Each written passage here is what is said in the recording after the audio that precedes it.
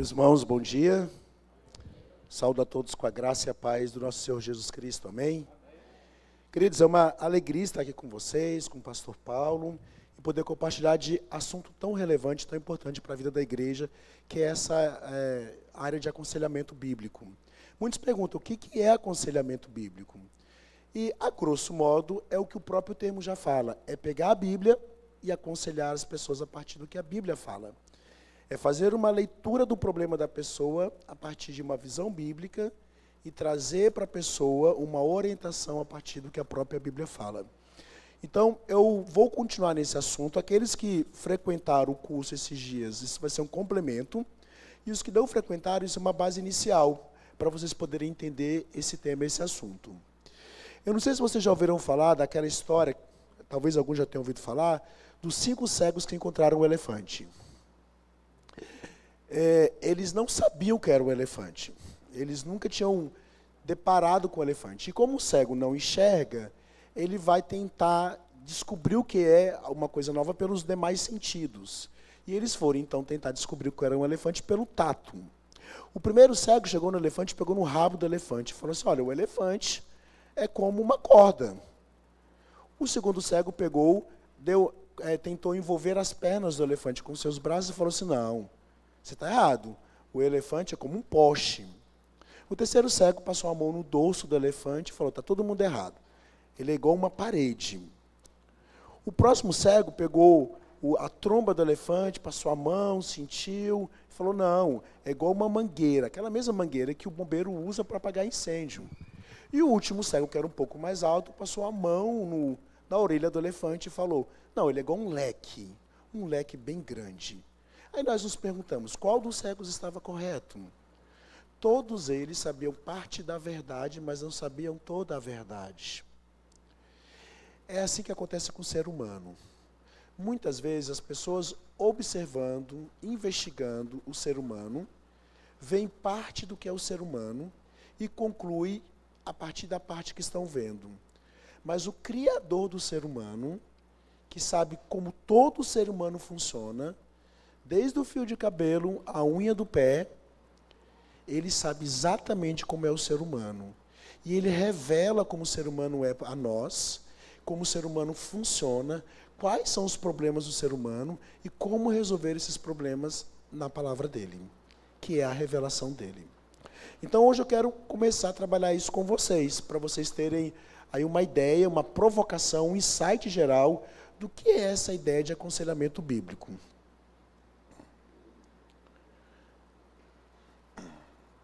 De novo.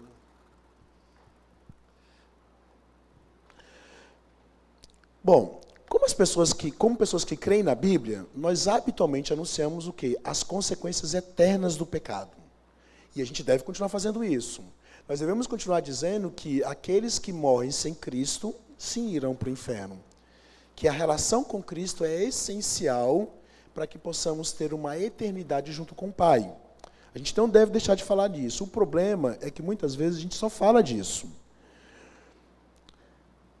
E a nossa geração tenta cuidadosamente se esquivar desse fato. Contudo, ela também se esquivou do tema da consequência presente do pecado.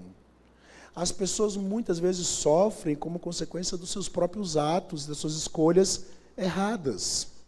Ou da escolha errada de outras pessoas que afetam essas pessoas, conforme ensinado nas Escrituras. E os próprios crentes têm constantemente negligenciado essas verdades. O que acontece é o seguinte, existem 2 doutrinas que eu chamo de doutrinas gêmeas.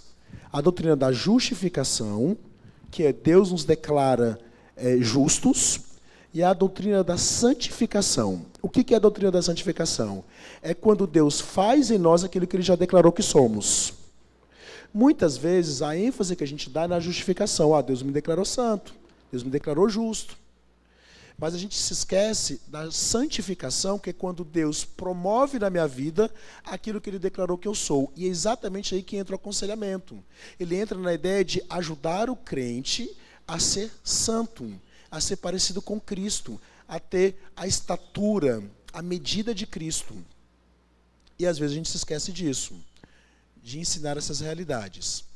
Essas verdades importantes nos dizem De onde então vem a avalanche de aconselhamento e também enfatiza o fato de que a igreja de Cristo possui as respostas para que a pessoa seja como Cristo. Vamos ver lá 2 Timóteo 3,17? Quem achar aí, por favor, pode ler?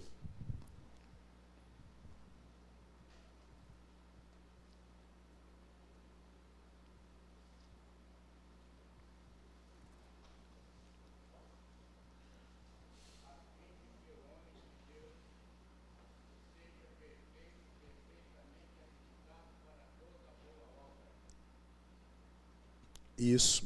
Essa é a finalidade do processo. Que o homem de Deus seja habilitado para toda boa obra. Que boa obra é essa? Para que seja um bom marido, uma boa esposa, um bom filho, um bom empregado, um bom empregador, um bom cidadão. Para que seja um servo de Deus na igreja, para que sirva a igreja do Senhor e assim vai. Essa é a obra que as Escrituras nos dão todo o conteúdo para que nós habilitemos o homem. Então, vamos ver como é que isso tudo começou. Né? Será que a necessidade de aconselhamento ela surgiu só depois do pecado? Vamos lá então para Gênesis capítulo 2.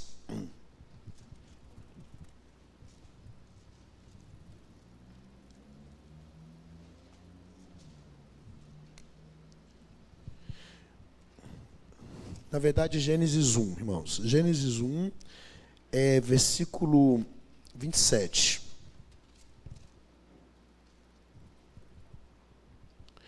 Criou Deus, pois, o homem à sua imagem, a imagem de Deus o criou, o homem e a mulher os criou. E Deus os abençoou e lhes disse: sede fecundos, multiplicai-vos, enchei a terra, sujeitai-a, dominai sobre os peixes do mar, sobre as aves dos céus e sobre todo animal que rasteja pela terra. E disse Deus ainda: eis que vos tenho dado todas as ervas que dão semente, e se acham na superfície de toda a terra, e todas as árvores em que há fruto que dê semente, isso vos será para mantimento. E a todos os animais da terra, e a todas as aves dos céus, e a todos os répteis da terra, em que há fôlego de vida, de toda a erva verde lhe será para mantimento, e assim se fez. Viu Deus tudo quanto fizera, e eis que era muito bom, e houve tarde e manhã, sexto dia.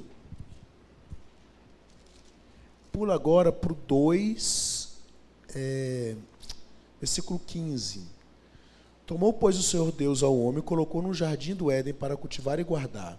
E o Senhor lhe deu esta ordem: de toda árvore do jardim comerás livremente, mas da árvore do conhecimento do bem e do mal não comerás, porque no dia em que dela comeres, certamente morrerás. Disse mais o Senhor Deus: não é bom que o homem esteja só, falhei uma auxiliadora que lhe seja idônea. O que nós vemos aqui é antes do pecado, Deus já falando, aconselhando, orientando, admoestando o homem, dizendo o que ele deveria fazer. Isso é aconselhamento. Quando você orienta alguém sobre aquilo que ela deve fazer numa situação.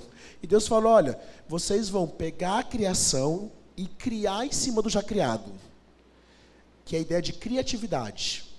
Em cima do já criado, da terra, das árvores, de toda a criação, da água, de tudo que está na criação, vocês vão recriar.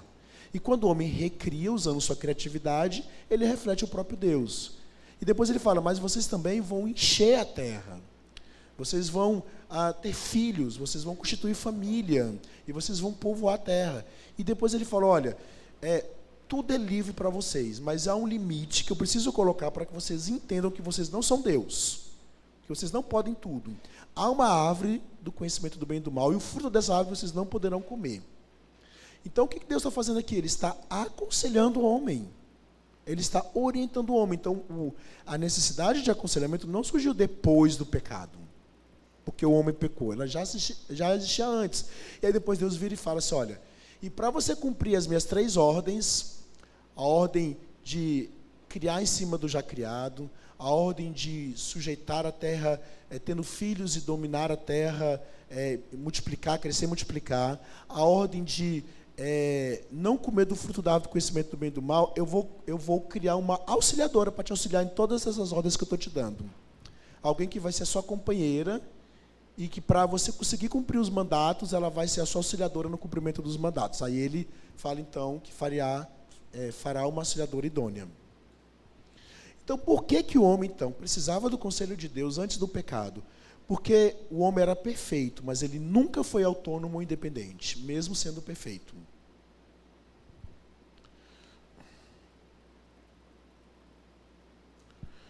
Então ele tem o conselho da palavra de Deus, porque sem a palavra a vida é um absurdo, conforme concluiu o mundo hoje.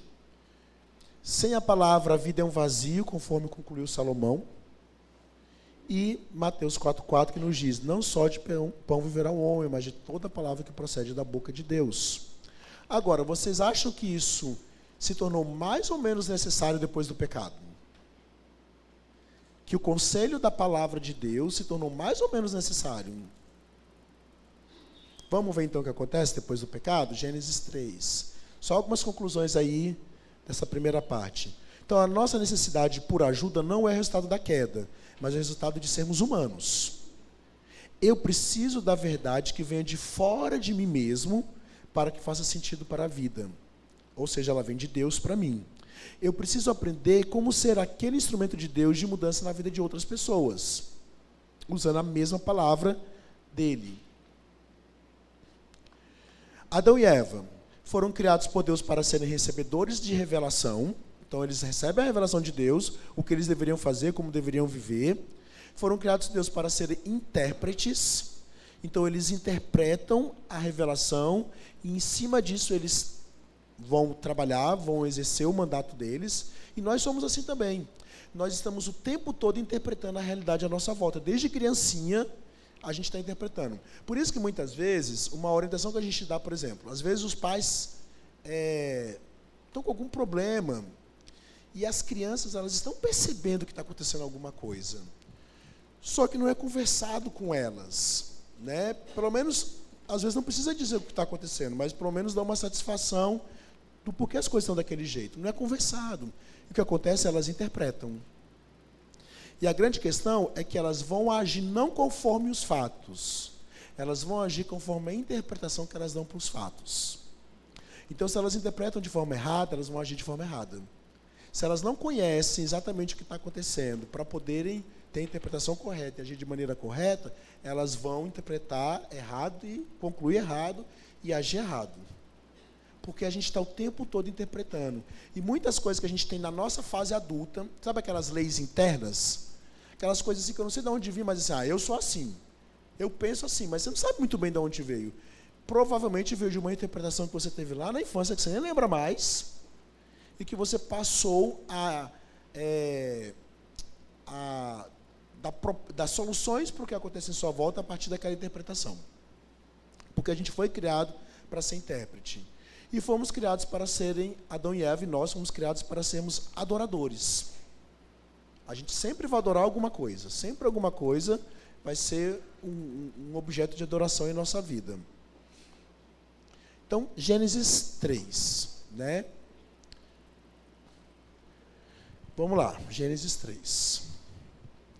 Mas a serpente, mais sagaz que todos os animais selváticos que o Senhor Deus tinha feito, disse à mulher, é assim que Deus disse, não comereis de toda a árvore do jardim? Respondeu-lhe a mulher, do fruto das árvores do jardim podemos comer, mas do fruto da árvore que está no meio do jardim, disse Deus, dele não comereis, nem tocareis nele, para que não morrais. Então a serpente disse à mulher, é certo que não morrereis, porque Deus sabe que no dia em que dele comerdes, se vos abrirão os olhos, e como Deus, sereis conhecedores do bem e do mal. Vendo a mulher que a árvore era boa para se comer, agradável aos olhos e a árvore desejável para dar entendimento, tomou-lhe do fruto, comeu e deu também ao marido e ele comeu. Abriram-se então os olhos de ambos e perceberam que estavam nus, cozeram folhas de figueira e fizeram cintas para si. Até aqui, depois a gente continua. O que acontece agora? Agora entra um outro conselheiro no mundo. Até então, o único conselho que o homem e a mulher tinham era o conselho de Deus. Agora entra uma outra pessoa, dando um outro conselho diferente do conselho de Deus. E ele fala o seguinte, não vai acontecer o que Deus disse. Pelo contrário, se vocês seguirem o meu conselho, vocês serão iguais a Deus. Porque, na verdade, o que Deus está querendo impedir vocês é de serem iguais a Ele. Se vocês seguirem o meu conselho, serão iguais a Deus. Então, a gente vê aqui que agora entra um novo conselho no mundo. O conselho de Satanás. E é interessante a maneira como o engano vai se estabelecendo aqui no coração de Eva. Primeira coisa que a gente vê aqui é que ele começa com um argumento, digamos, lógico, né? Ele diz assim, olha, primeiro ele começa como quem não quer nada, fazendo uma pergunta para ela, né? É assim que Deus disse, não comerei de toda a árvore do jardim? E a mulher responde o que Deus falou, né? E aí ele então faz uma argumentação com ela, olha, não vai morrer, mas vocês serão iguais a Deus. Até aqui a questão está na mente de Eva, ela está julgando, isso é certo ou errado? O que ele está falando é bom ou ruim? Vai me trazer alegria ou tristeza? Ela está fazendo um julgamento mental. Aí depois ela olha para o fruto e o texto fala que ela sente desejo pelo fruto. Quando ela sente desejo pelo fruto, é porque já saiu da questão mental e já foi para a questão afetiva. Já afetou as emoções dela. Quando ela pega o fruto e come, afetou a questão volitiva, da vontade dela. Mente, afeto, vontade. Esse é o caminho que o engano percorre no nosso ser.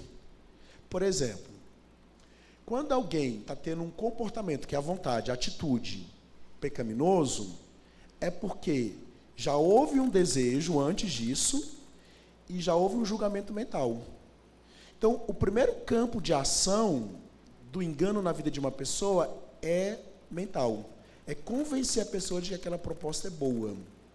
E a pessoa vai julgar se aquilo é bom ou não. Quando ela julga que é bom, aí os afetos dela se apegam.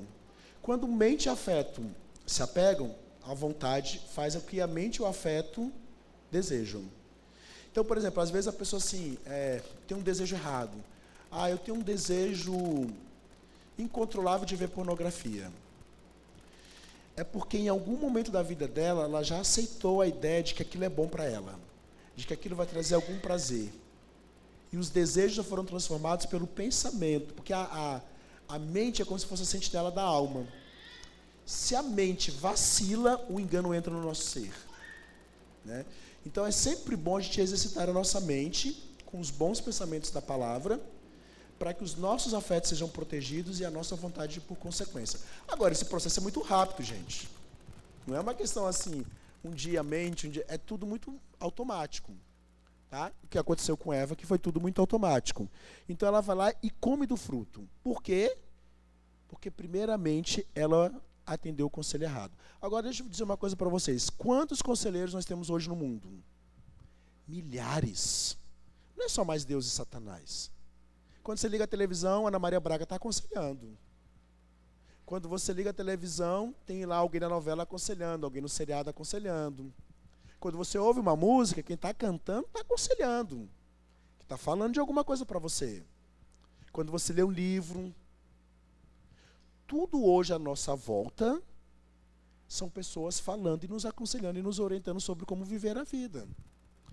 Eu lembro que o Jay Adams, uma vez, ele foi atender um rapaz que era esquizofrênico, ouvia vozes. E ele falou assim, olha, eu ouço tais vozes, elas dizem isso e isso para mim. Aí o Jay Adams falou assim, eu também ouço vozes. Eu vou te dar um exemplo. Hoje eu vinha no carro e o rádio estava ligado e tinha 2 amigos meus conversando no carro. Tinham pelo menos 3 vozes ali no carro.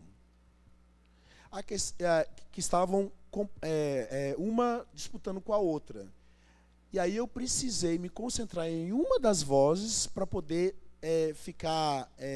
saber o que um dos meus amigos estava querendo falar para mim. Ele falou assim, o problema não é ouvir muitas vozes, o problema é qual voz você dá atenção. Então hoje nós temos várias vozes no mundo, várias. Não tem só 2 mais. Temos várias. A qual você está dando atenção? Essa é a grande questão. Mas não se engane, nenhum conselho é neutro, tá? Tudo que está sendo dito aí, seja na televisão, seja no livro, seja no seriado, seja na música, seja através da arte, tudo que está sendo dito aí tem uma finalidade, tem um pressuposto por trás que quer de alguma maneira te aconselhar a viver a vida.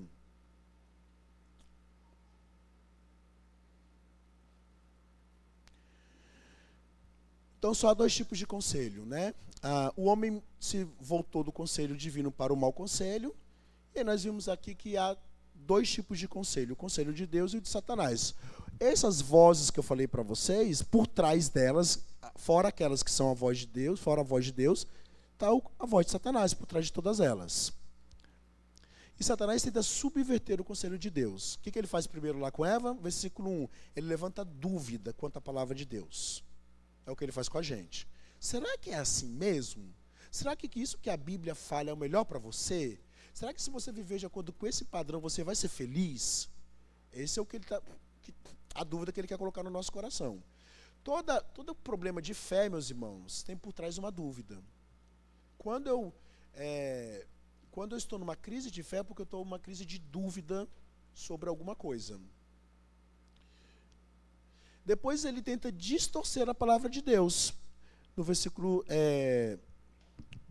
a partir do versículo 2, né, quando ela responde, ele fala assim, olha, no versículo 4, é claro que vocês não vão morrer. Ele faz uma pergunta capciosa, né, no versículo 1, será? Deus disse, foi assim mesmo, que vocês não podem comer de toda a árvore do jardim? Né? Ele sabia que não era bem isso, né? Que era de uma árvore, o fruto de uma árvore só. E depois ele coloca aquela dúvida, claro que vocês não vão morrer, Deus não vai fazer isso com vocês. Então, no versículo 4, finalmente ele nega a verdade de Deus e fala, não, Deus não vai fazer isso. E ele diz que não há uma salvação, uma relação de causa e efeito. Vocês não vão morrer porque comeram o fruto. Ele está negando essa relação de causa e efeito. Ele tenta nos fazer pensar que pensamentos, palavras, atos e hábitos pecaminosos não têm importância. E no versículo 5, então, ele acusa o próprio Deus, dizendo, olha, Deus não quer que vocês sejam iguais a Ele. Ele está negando a vocês uma coisa boa. Ele está tirando de vocês algo que é importante.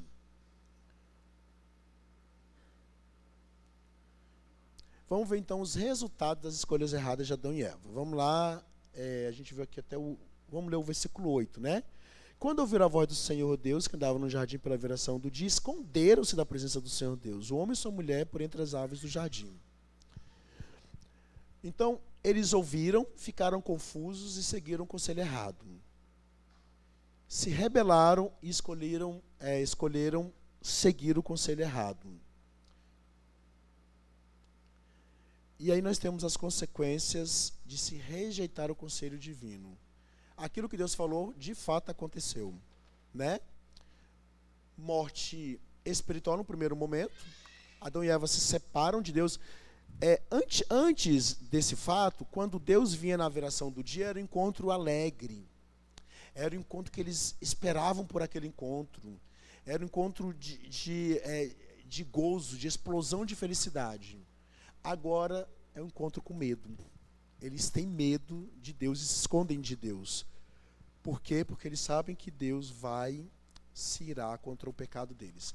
Agora, o interessante é que eles tentam dar o próprio jeito deles na situação, né? Eles tentam se auto-redimir. O que eles fazem? Eles falam assim, não, agora tem uma feiura dentro da gente, tem um pecado dentro da gente, vamos esconder esse pecado, porque a gente escondendo, a gente resolve o problema. E eles, então, pegam folhas de figueira e fazem aventais para si próprios. E tentam cobrir a nudez, achando que cobrir a nudez vão resolver o problema. A gente faz o mesmo. Quando a gente tem um problema de pecado e a gente tenta dar uma outra solução para o nosso problema. Quando a gente, por exemplo, a gente renomina o problema de pecado como sendo doença. E chama de doença o que seria um pecado. A gente está tentando dar o nosso próprio jeito, e não o jeito de Deus. Quando a gente tenta se esconder para que as pessoas não descubram, a gente está tentando dar o nosso próprio jeito. Então, muitas vezes a gente faz o mesmo que Adão e Eva. Quando a gente tem um problema de pecado, e a gente não resolve como a Bíblia diz que tem que ser resolvido, a gente está fazendo pegando folha de avental, folha de figueira, e fazendo avental com a folha de figueira para cobrir a nossa nudez. Aí uma coisa interessante acontece. Lá no final do capítulo 3, o que acontece? Deus mata um animal e cobre a nudez de Adão e Eva com a pele do animal. O que Deus está dizendo para Adão e Eva é o seguinte: olha, vocês tentaram dar um jeito na bagunça que vocês fizeram, mas não tem como. Só eu posso dar um jeito na bagunça de vocês.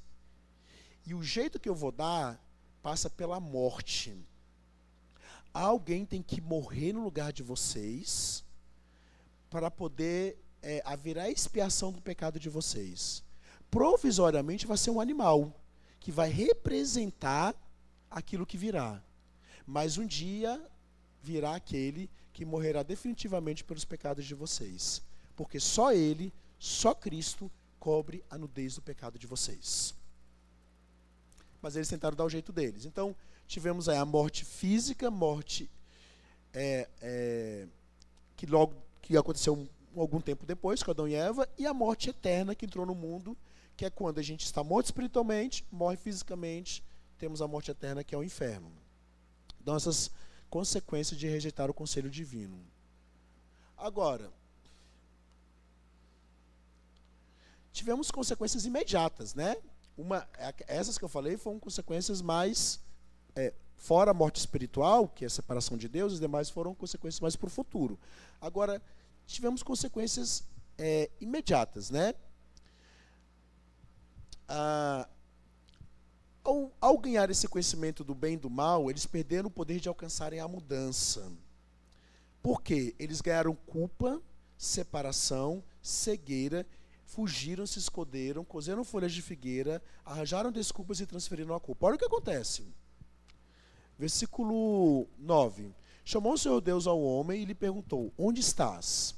Ele respondeu: ouvi a tua voz no jardim, e porque estava nu tive medo e me escondi. Até então não existia medo no mundo. O medo começou quando o homem pecou. Perguntou-lhe Deus: quem te fez saber que estavas nu?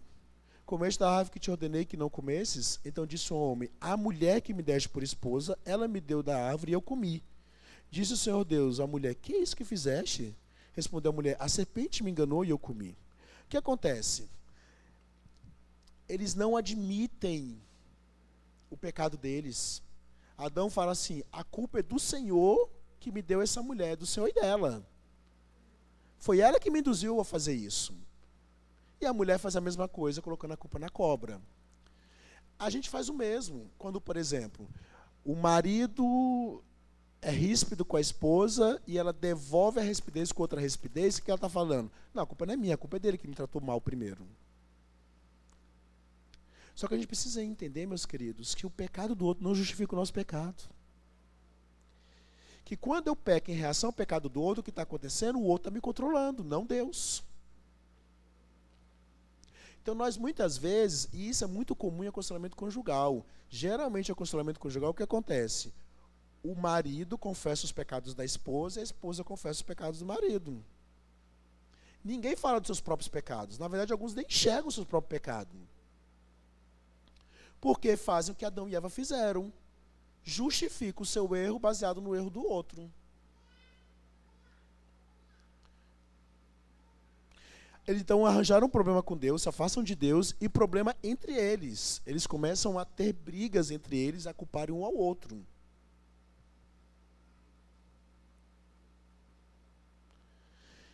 Princípios que nós podemos extrair, então, até aí. Pensamentos, falas, opiniões, conselhos e relacionamentos são sempre fixados por uma agenda. Muito embora possamos estar inconscientes disso, nós diariamente falamos uns aos outros sobre o que desejamos, pensamos e fazemos.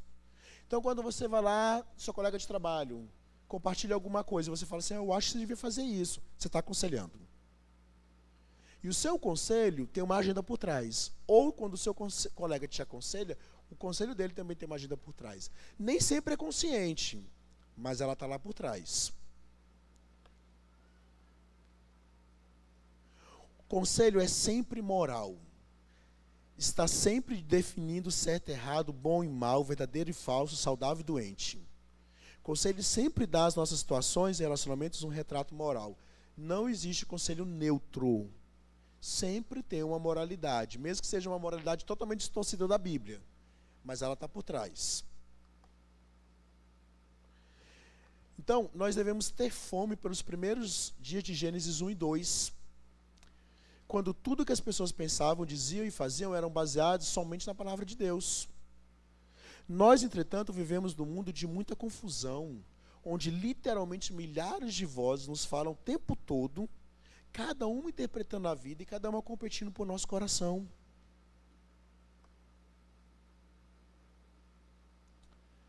E necessitamos das Escrituras para eliminar essa confusão e dar sentido às nossas vidas. Mas a necessidade de aconselhamento continuou, e a gente vai continuar vendo isso na Bíblia, né? Vamos olhar para Gênesis 4? Olha o que acontece aqui. Coabitou o homem com Eva, sua mulher, esta concebeu e deu à luz a Caim. Então disse, adquiri um varão com auxílio do Senhor. Depois deu à luz a Abel, seu irmão. Abel foi pastor de ovelhas e Caim lavrador. Aconteceu que no fim de uns tempos, trouxe Caim do fruto da terra uma oferta ao Senhor. Abel, por sua vez, trouxe das primícias do seu rebanho e da gordura destes. Agradou-se o Senhor de Abel e da sua oferta. Ao passo que de Caim e de sua oferta não se agradou. Irou-se, pois, sobremaneira Caim e descaiu-lhe o semblante. Então disse o Senhor, por que estás irado? E por que descaiu o teu semblante? Se procederes bem, não é certo que serás aceito? Se todavia procederes mal, eis que o pecado jaz à porta. O seu desejo será contra ti, mas a ti cumpre dominá-lo. Então perceba que em um dos estágios seguintes, Caim poderia ter feito a escolha certa ou a escolha prudente. Mas em vez disso, ele continuou a espiral descendente, aumentando a consequência do pecado. Então a gente vê aqui o seguinte. Lá em Gênesis 3, no finalzinho do Gênesis 3, Deus mata animal para cobrir a nudez de Adão e Eva. E ali Deus estabelece um padrão de como ele quer ser adorado. E ele deixa claro, eu serei adorado agora mediante sacrifício. Provavelmente Adão e Eva captaram essa mensagem e continuaram fazendo isso e ensinaram aos seus filhos. Abel, então, faz o que os seus pais haviam ensinado e leva uma oferta conforme o padrão de Deus. Uma oferta que envolvia sacrifício de animal. Caim quer fazer do jeito dele. Caim fala, não, eu vou adorar do meu jeito. Não vou adorar do jeito que Deus disse que eu tenho que adorar. Eu vou adorar do meu jeito. Então eu vou levar aqui um fruto da minha terra como oferta ao Senhor. Aí Deus fala, não, Caim, olha só, a sua oferta está fora do padrão. Não foi esse o padrão que eu estabeleci. Eu digo o jeito que eu quero ser adorado, não é você. Então vai lá, olha para o seu irmão, vê como ele fez e imita ele.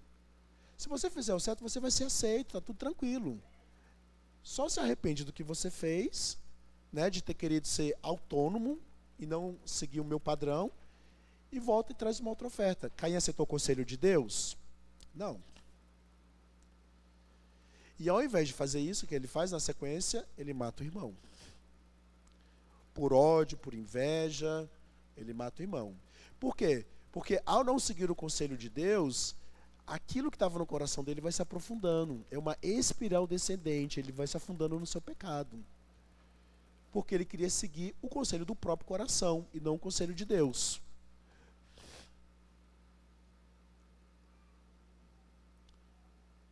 Então ele traz uma oferta inaceitável. A oferta de Abel serviu de lembrete para Caim. O sacrifício de Abel foi aceito e Caim fica irado por conta disso. Deus, então, o que ele faz? Ele confronta Caim. Ele aconselha Caim, ele orienta Caim. Ele fala, por que você está irado? Por que o seu semblante está caído? Duas opções que Caim tem. Faça o que é certo e sinta-se bem. Já percebeu que a gente geralmente quer se sentir bem para fazer o certo? Não, eu só vou fazer se eu me sentir bem. A gente falou isso no módulo, que é uma questão da pós-modernidade, que o homem pós-moderno, ele faz o que ele sente vontade de fazer. Ele é dominado mais pelo sentimento do que pela razão. Então, se ele se sente bem, ele faz. Se ele não se sente, ele não faz. Mas o que Deus está dizendo é, não, você tem que fazer o certo mesmo não se sentindo bem. Aí depois, quando você faz o certo, o sentimento é mudado. É o caminho contrário que Deus está dando para Caim aqui. Ele fala assim, Caim, faz o certo. E você vai ver como você vai se sentir bem depois. Faça o que é errado e o pecado vai destruí-lo. Se você continuar fazendo errado, o pecado vai se aprofundar, se enraizar, você entra numa espiral descendente e vai se afundando cada vez mais no pecado. Geralmente, quando alguém vem para aconselhamento, já adulto, às vezes a pessoa tem alguma luta de muitos anos contra um certo pecado, geralmente aconteceu isso. Lá na frente aconteceu alguma coisa, ela reagiu errado, aí a reação errada dela trouxe consequências, ela reagiu errado a essas consequências e entrou numa espiral descendente. Quando ela chega pra gente, já está aqui, ó. Já está a coisa tão enraizada que o trabalho fica mais difícil. Né? Porque ela foi só respondendo errado e se afundando cada vez mais.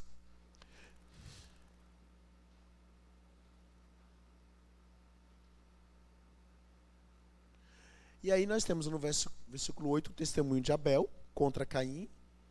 E Deus pergunta, onde está o teu irmão? Caim se esquiva por meio de uma cosmovisão diferente, fala, não tenho nada a ver com meu irmão. E a voz do sangue do teu irmão clama da terra a mim. Deus fala a Caim. Quer você reconheça ou não, a sua culpa você está sujeito a castigo. Gente, a Bíblia fala que nossa mente, ela pode ficar cauterizada com relação ao pecado. O que isso quer dizer? Cauterizada é como uma queimadura. Quando você queima a pele, aquela parte da pele que queimou, depois de um tempo ela fica meio insensível. Então, muitas vezes, ou crente, o não crente, mas o crente também pode acontecer com ele, a pessoa fica tão envolvida no pecado que a mente dela fica cauterizada. Ela não sente mais a culpa. Mas o fato dela não sentir mais a culpa não significa que ela não é culpada.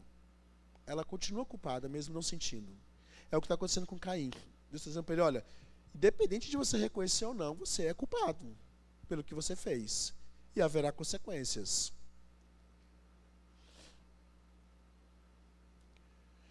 O foco de Caim estava, então, na pressão, em vez de necessidade de mudança. E Caim fala, olha, mas o que vai acontecer comigo? A partir de agora, ele estava mais preocupado com o que iria acontecer com ele, é só eu. Caim é só o eu. A pressão que iria ter sobre ele, né? E ele fala, olha, o meu castigo é demais para mim, lá no versículo 13. Todos estão contra mim. Será que estavam mesmo? Qual era o verdadeiro problema de Caim? Vamos ver lá 1 João 3,12? 3 pessoas, por favor, cada um abra uma dessas passagens aqui. 1 João 3,12, Provérbios 28,1 e Salmo 112, 1, 7, 8.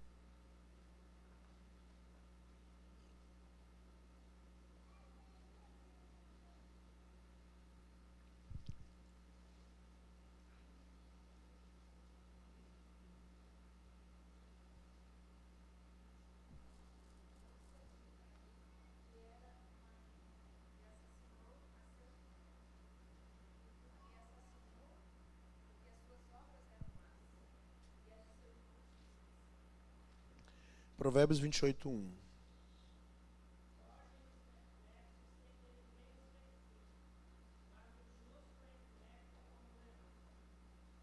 E Salmo 112, 1, 7 e 8.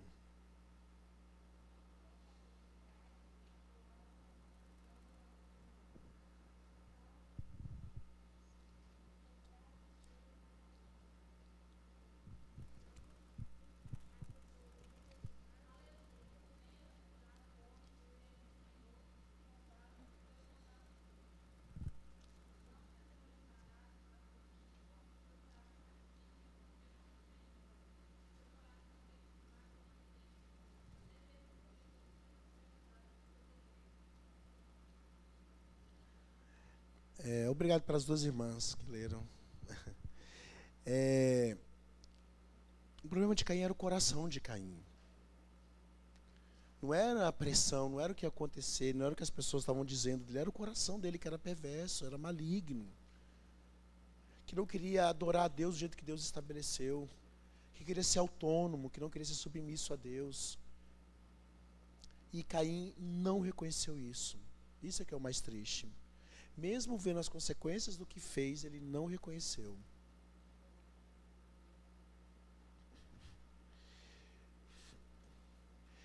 E aí a maldade continuou prosperando. A gente vê isso naquele pessoal, nos antediluvianos, né? Que viveram antes ali do dilúvio.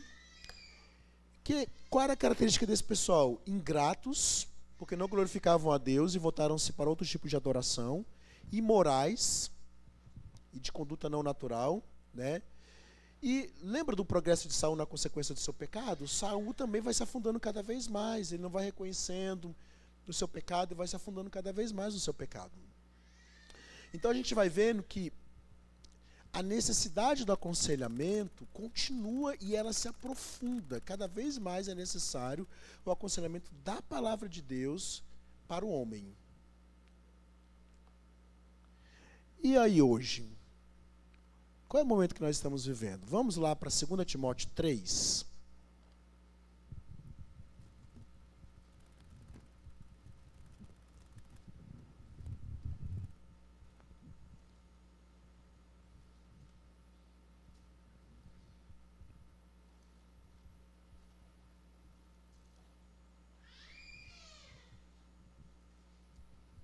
Segunda Timóteo 3, olha só. Sabe, porém, isto: nos últimos dias sobrevirão tempos difíceis, pois os homens serão egoístas, avarentos, jactanciosos, arrogantes, blasfemadores, desobedientes aos pais, ingratos, irreverentes, desafeiçoados, implacáveis, caluniadores, sem domínio de si, cruéis, inimigos do bem, traidores, atrevidos, enfatuados, mais amigos dos prazeres que amigos de Deus, tendo forma de piedade, negando-lhe, entretanto, o poder, foge também destes. Pois entre estes se encontram os que penetram sorrateiramente nas casas e conseguem cativar mulherinhas e sobrecarregadas de pecados, conduzidas de várias paixões, que aprendem sempre e jamais podem chegar ao conhecimento da verdade. E do modo como Jonas e Jambres resistiram a Moisés, também esses resistem à verdade. São homens de todo corrompidos na mente, réprobos contra a fé. Eles, todavia, não irão avante, porque a sua insensatez será a todos evidente, como também aconteceu com a daqueles. A expressão nos últimos dias envolve o tempo entre a ascensão de Cristo, quando Cristo foi assunto aos céus, e a volta de Cristo. Então, século I era os últimos tempos, século XXI é os últimos tempos. Ainda estamos nos últimos tempos, né? E o que ele fala que vai ser uma característica dos homens? Vocês conseguem perceber isso aqui, ó?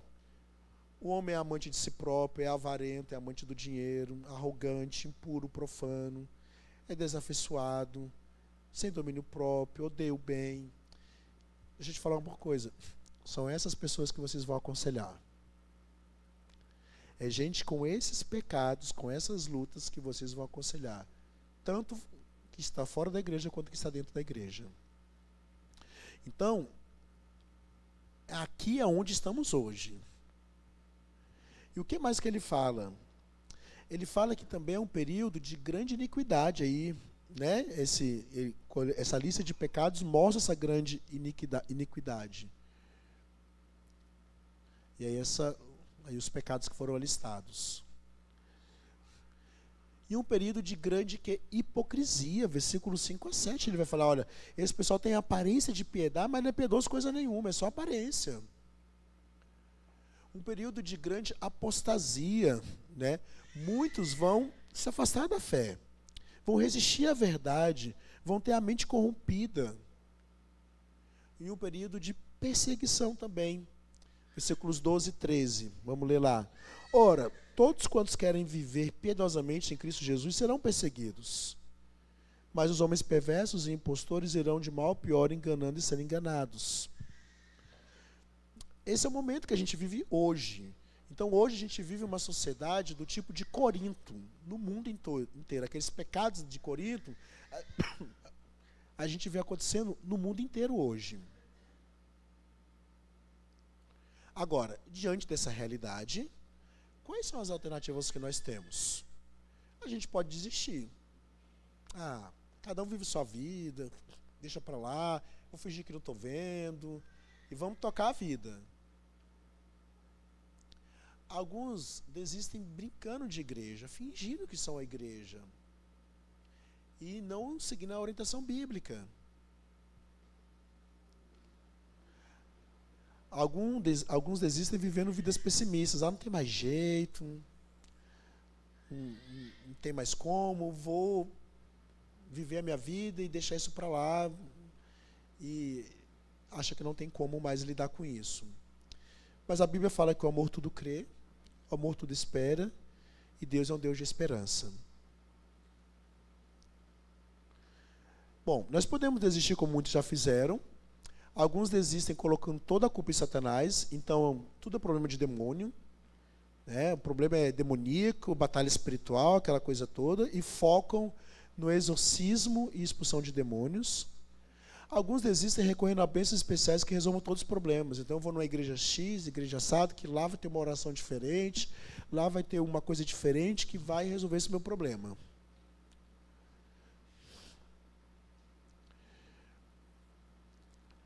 Alguns desistem dizendo, não é tarde demais, eu só vou evangelizar, eu só vou ensinar. Não vou me envolver com coisa de aconselhamento, só vou evangelizar, falar do evangelho, pregar e ensinar. Mas as duas coisas também são ordenadas por Deus. Aconselhar, evangelizar e ensinar são coisas ordenadas por Deus. Elas não estão em concorrência. Alguns desistem voltando-se aos inimigos de Deus para descobrirem como transformar vidas. Então vão nadar em outras águas, que não seja a palavra de Deus, em outros tipos de conhecimento, em outras formas de pensar, para tentar ajudar essas pessoas, né? E renegam a palavra de Deus, ou ignorando, ou não acreditando, ou não concordando que ela tem, de fato, a resposta para essas lutas do coração do ser humano. Bom, Paulo tinha a resposta. Qual que é a resposta de Paulo? Vamos lá, 2 Timóteo 3,15. Continuando aqui o texto, vou ler o 14. Tu, porém, permanece naquilo que aprendeste, de que fosses inteirado, sabendo de quem o aprendestes. E que desde a infância sabes as sagradas letras, que podem tornar-te sábio para a salvação pela fé em Cristo Jesus. Toda a Escritura é inspirada por Deus e útil para o ensino, para a repreensão, para a correção, para a educação na justiça, a fim de que o homem de Deus seja perfeito e perfeitamente habilitado para toda boa obra. Conjuro-te perante Deus e Cristo Jesus, que há de julgar vivos e mortos pela sua manifestação e pelo seu reino, prega a palavra, insta, quer seja oportuno, quer não, corrige, repreende, exorta com toda longanimidade, pois haverá tempo em que não suportarão a sã doutrina. Pelo contrário, cercar-se-ão de mestres segundo as suas próprias cobiças, como que sentindo coceira nos ouvidos, e se recusarão a dar ouvidos à verdade, entregando-se a fábulas. Tu, porém, sê sóbrio em todas as coisas, suporta as aflições, faz o trabalho de evangelista, cumpre cabalmente o teu ministério. Então, diante daquele quadro que Paulo levanta, Paulo está escrevendo para Timóteo, ele levanta um quadro e ele fala, qual é a resposta para isso? Qual é a solução para isso? O que você vai fazer diante dessa realidade? Ele fala, olha, a solução é a palavra de Deus soprada ou inspirada, que é aqui no versículo 16. A Escritura inspirada por Deus. Porque ela é o quê? Proveitosa para doutrinar, para repreender, para corrigir, para treinar, para instruir em justiça, para transformação. Então, o que Paulo foca a resposta é a palavra de Deus. É a verdade da palavra. Então, diante daqueles pecados lá listados, daquela impiedade, da apostasia, de tudo que está acontecendo ali, Paulo fala, a resposta é a palavra inspirada de Deus, porque é ela que é útil para corrigir aqueles homens, para instruir aqueles homens, para que ajudá-los a viverem na justiça. Mudança é negócio de Deus e da igreja. Opa, pulou aqui.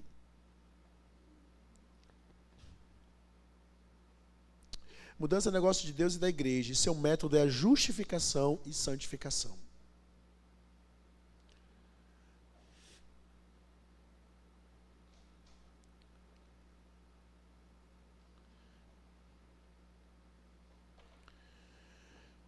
Paulo tinha uma resposta que a gente leu aí. A palavra equipa de modo adequado, ele fala no versículo 17.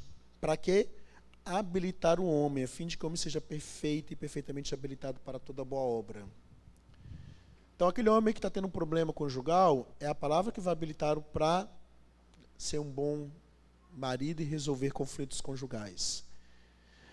Se está tendo um problema para lidar com as suas próprias emoções, é a palavra que vai te habilitar para que você saiba lidar com elas. Se está tendo um problema em lidar com um problema do passado, é a palavra que vai te habilitar a lidar com esse problema. Se está com um problema para ajudar o seu filho que está numa crise conjugal com a esposa dele, é a palavra que vai te habilitar para isso. Ou a palavra equipa de modo adequado, ou ela é uma fraude. Ou a palavra equipe de modo adequado, ou a igreja esteve perdida até aparecer Sigmund Freud.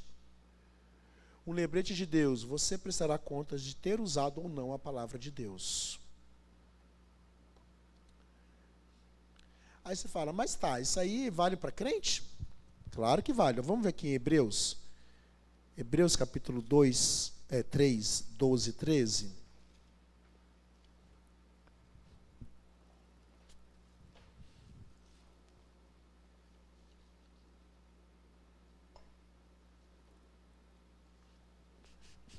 Olha o que pode acontecer com o crente. Tente cuidar, irmãos. Jamais aconteça haver em qualquer de vós perverso coração de incredulidade que vos afaste do Deus vivo. Pelo contrário, exortai-vos mutuamente cada dia durante o tempo que se chama hoje, a fim de que nenhum seja endurecido pelo engano do pecado. Então o que acontece? Primeiro ele se dirige a irmãos, né? Ele fala assim, ó, versículo 12, tende cuidado, irmãos. Então ele está restringindo o público para que ele está falando. São os irmãos, são os crentes na fé. E ele fala, tome cuidado para que o coração de vocês não se enche de credulidade. De que maneira isso pode acontecer? Porque padrões sutis de pecado que você vai permitindo na sua vida, né, vai fazendo com que você dê desculpa a esses pecados, dando costas à palavra de Deus e descrendo da palavra. Como consequência, você vai se afastando da palavra e endurecendo o coração. E ele fala, qual é a solução então para isso? Ele fala, exortai-vos mutuamente. Que é, confrontai-vos, aconselhai-vos, admoestai-os mutuamente. Para quê? A fim de quê? De que nenhum seja endurecido pelo engano do pecado. Então, quando você começar a ver o padrão sutil de pecado na vida de alguém, ou na sua própria vida, o primeiro passo é exortar, é aconselhar, é orientar biblicamente, para que não aconteça o endurecimento do coração, porque isso pode acontecer, e endurecendo o coração, ele fique endurecido mais ainda pelo engano do pecado. Então ele admite a possibilidade de que os crentes podem ficar com o coração endurecidos e enganados pelo pecado. Como a gente evita isso? Exortando e admoestando, ou aconselhando, que é o termo também pode ser usado.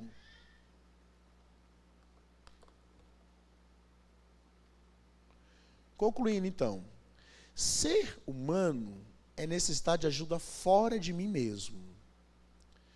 Influência sempre carrega uma agenda moral, quando eu sou influenciado ou influencio. E cada um sofre de algum grau de cegueira espiritual. E precisamos ter sempre os olhos abertos pela palavra de Deus quanto a essa cegueira espiritual. Eu preciso aprender como ser um instrumento de Deus para a mudança na vida de outros. Eu preciso saturar-me com as Escrituras de forma que minhas interpretações e conselhos alheios sejam entendidos baseados na palavra de Deus. E eu preciso reconhecer como estou influenciando outros nos relacionamentos e situações da vida diária. Meus irmãos, então, era isso que eu tinha a trabalhar com vocês hoje, dessa necessidade do aconselhamento bíblico, que ela já existia antes do pecado, se intensificou após o pecado e continua se intensificando conforme se aproxima a volta de Cristo. Eu queria dar agora a abertura para quem quiser fazer alguma colocação, comentário ou pergunta.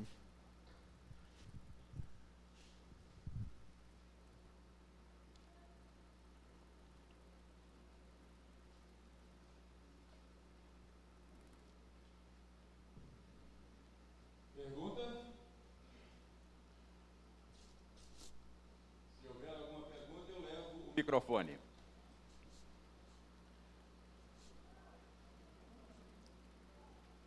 Bom, parece-me que não tem nenhuma pergunta, não é? Parece que não tem, reverendo. Acho que não tem nenhuma pergunta. Eu costumo dizer que quando faz silêncio assim, é que entenderam tudo ou não entenderam nada, sabe? Eu espero que tenham entendido tudo. Muito bem. Reverendo, muito obrigado pela instrução desta manhã. Muito obrigado por nos lembrar da necessidade que nós temos de aconselhamento.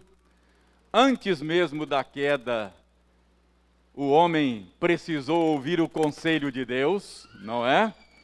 E a queda não foi outra coisa senão o homem deixar de ouvir o conselho de Deus para ouvir o conselho de um outro, não é? Um conselheiro alternativo. E desde então, Deus tem nos chamado a ouvir o conselho dele e a falar o conselho dele uns com os outros, não é? E a evitar conselhos alternativos, não é? Fugir do conselho do ímpio. Não ouça o conselho de qualquer pessoa, ouça o conselho do Senhor. Em última instância, todos os nossos problemas e dificuldades têm a sua raiz nesta teimosia nossa de não querer ouvir o conselho de Deus. Quando nós ouvimos o conselho de Deus, a nossa vida funciona melhor. E que Deus nos ajude, meus irmãos, a compreender isso e a nos colocarmos à disposição dele para nos aconselhar uns aos outros, não é? Ajudar uns aos outros a ouvir a voz do Senhor. Vamos então nos colocar em pé, vamos orar, agradecendo a Deus a bênção desta aula e pedindo a Ele a aplicação destas verdades no nosso coração, e assim nós encerramos a aula de hoje. Senhor, aceita a nossa gratidão por esta manhã de estudos. Obrigado pela boa instrução recebida da Tua palavra. Muito obrigado por nos alertares nesta manhã quanto à necessidade de ouvirmos a Tua voz. Vivemos num mundo de tantos conselheiros, de tantas vozes. Ajuda-nos a discernir a Tua voz e ajuda-nos a seguir a Tua voz. Senhor, ajuda-nos também a sermos Teus instrumentos no aconselhamento uns dos outros.